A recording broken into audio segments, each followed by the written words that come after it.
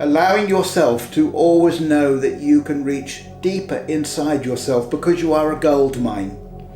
You are a gold mine of inspiration if you can only allow yourself to go into that which is inside. It's going back to the pretext of looking within, of seeking within, of finding yourself within. Because we're always looking to fit into the outer world. But if we don't fit into the outer world, it allows us to feel safer when we look within.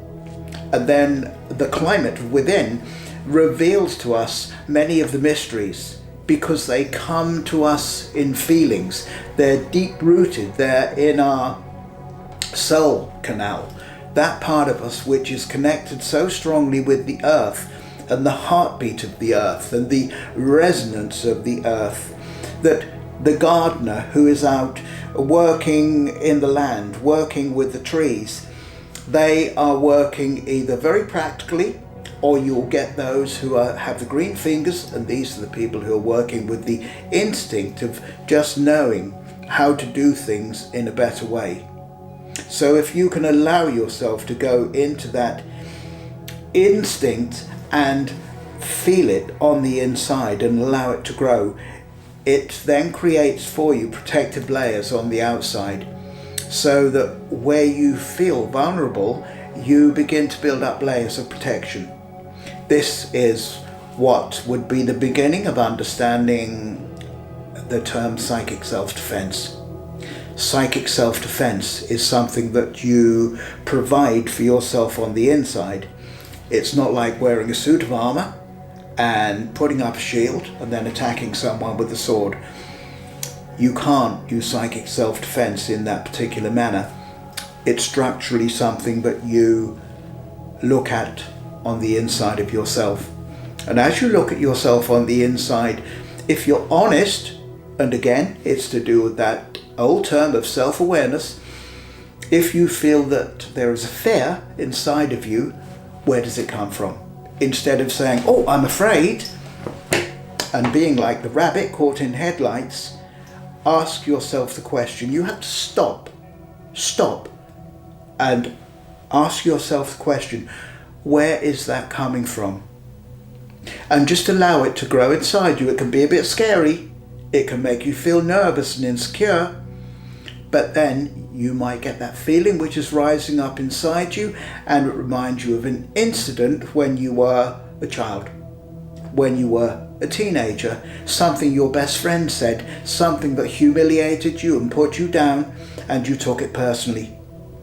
You held it so deep inside yourself, you buried it under a stone, if you like, and you didn't want to look at it again because, no, I just want to move on with my life, I just want to get on with things, and no, I'm not going to look at that. But these bad feelings that we have on the inside, whatever's in there, it will come up. But you still have to go under that stone and face your fear.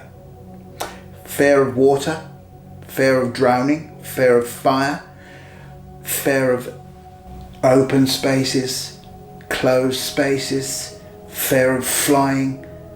Fear is something, and fear in its own right, once you recognize that you have it inside you, you can deal with it. Because instead of seeing it as something that you want to ignore, seeing it as a skeleton in the cupboard, or seeing something which is going to scare you shitless, it's something that you can put up on the wall as a picture, look at it and say, who are you?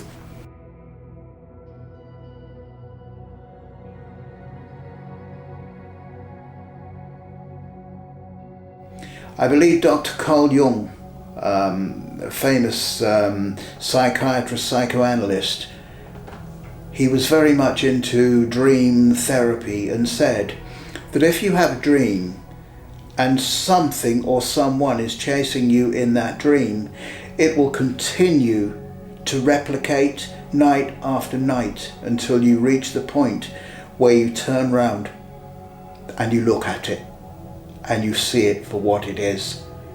That is what's hidden under the stone. That is the fear. That is why you are running away. So don't allow yourself to run away, because your truth is bigger than your fear. But you have to face your fear to understand what your truth is.